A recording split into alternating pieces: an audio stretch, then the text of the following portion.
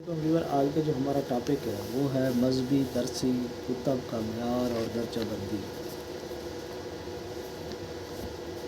مذہبی مواد اور مذہبی کتب میں تدریسی فرق کو اکثر عام آدمی نہیں سمجھتا۔ ہر شہری کو حق ہے کہ وہ بھی مذہبی عقیدہ رکھے، اس پر عمل کرے۔ اس طرح جو نسل معاشرے ہیں وہ مذہبی مواد تیار رکھتے ہیں جو پڑھایا جاتا ہو تاکہ اگلی نسل کو سمجھا جا سکے۔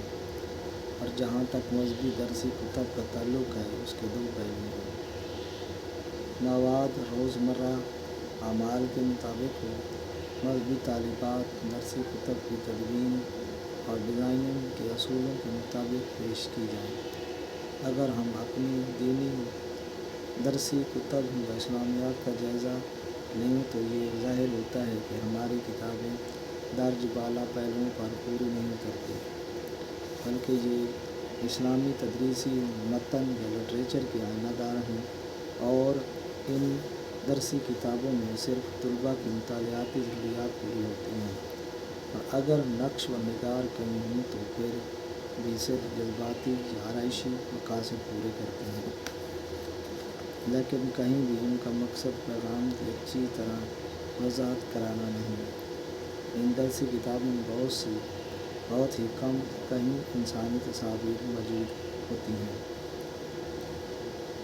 اب صرف کویتی اور امریکہ اسلامی درسی کتابوں میں اس طرح کی تصاویر ملتی ہیں۔ متن کو بھی مربوط یا تدریسی لحاظ سے پیش نہیں کیا جاتا۔ درسی کتابوں کی درجہ بندی۔ اس کے برعکس جب ہم عیسائیوں کی کتب دیکھیں تو وہ بھی اس قسم کی ہیں، مگر وہ ان کو دیکھتے رہتے ہیں اور ان کے معیار کی بہتری کے لیے کوشش کرتے رہتے ہیں۔ معیاری مذہبی کتابیں ہی مؤثر ایمان کی پختگی کے لیے ضروری ہیں۔ کیتھولک سکولوں کی امداد کے لیے ایک کمیٹی قائم کی گئی۔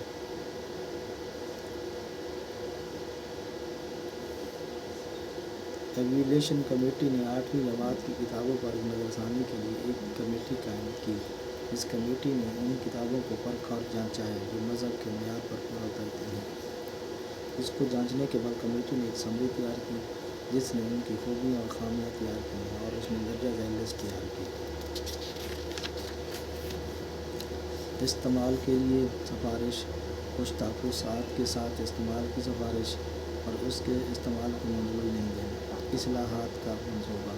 کتابوں میں اصلاحات اور اس میں درستگی کے لیے کوئی منصوبہ اور کوئی معیار ہونا چاہیے۔ امریکہ اور عرب کے مسلمان اس پر کوشش کر رہے ہیں، مگر ان میں زیادہ تر معذرت خواہ انداز سے کام کر رہے ہیں۔ وہ صرف مقدس جنگوں اور جنسی تفریق کو ختم کر رہے ہیں۔ وہ کچھ نیا ڈیزائن نہیں کر رہے۔ کچھ مثالیں ہمیں ایسے ڈیزائن کو واضح کر دیں گی جو کہ گریگ 5 سے لیا گیا ہے، جو کہ سوالن جواباً تحریر کی گئی ہے، اور اس میں عنوان میں اسلام سے محبت کرتا ہوں جو اس کی پرکشش کا باعث ہے۔ اسلامی مطالعہ کے مقاصد۔ شاگردوں میں اسلام کا شوق اور سمجھ پیدا کی جائے تاکہ اس میں دین کی محبت اور ان میں اقدار کو پروان چڑھایا جائے، اور پھر یہ عادتیں اس کی عادت کا حصہ بن جائیں اور فطرت کا حصہ بن جائیں، اور پھر وہ جوانی میں مضبوطی کے ساتھ قدم رکھیں اور ان مقاصد کو حل کرنے کے لیے تعلیم دی جائے۔ اسلام کے بنیادی عقائد۔ نمبر 1 عبادت کا نظریہ۔ نمبر 2 مذہب کا نظریہ۔